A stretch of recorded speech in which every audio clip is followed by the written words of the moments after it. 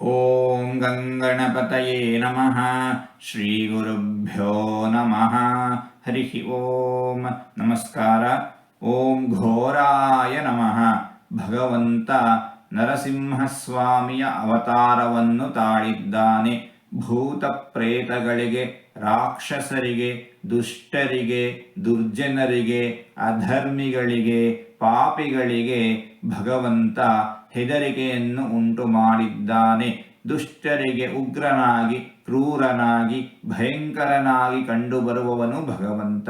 ಇಂತಹ ಭಗವಂತನನ್ನು ಘೋರಾಯ ನಮಃ ಎಂಬುದಾಗಿ ವಿದ್ವಾಂಸರು ವರ್ಣಿಸುತ್ತಾ ಇದ್ದಾರೆ. ಹೀಗೆ 4-6 ತೊದಲು ಮಾತುಗಳನ್ನು ಆಡಿದ್ದೇನೆ. ಇದರಲ್ಲಿ ಏನಾದರೂ ತಪ್ಪುಗಳು ಇದ್ದರೆ ಆ ತಪ್ಪುಗಳನ್ನು ಬಿಟ್ಟು ಒಳ್ಳೆಯದು ಅಂತ ಏನಾದರೂ ಇದ್ದರೆ ಆ ಒಳ್ಳೆಯದನ್ನು ಮಾತ್ರ ಸ್ವೀಕರಿಸಬೇಕು ಅಂತ ಹೇಳಿ ಪ್ರಾರ್ಥನೆ. ಈ ನುಡಿಗಳನ್ನೆಲ್ಲ ಆಡಿಸಿದ ಭಗವಂತನಿಗೇ ಸರ್ವವೂ ಸಮರ್ಪಿತ. ಸರ್ವಂ ಶ್ರೀಕೃಷ್ಣಾರ್ಪಣಮಸ್ತು.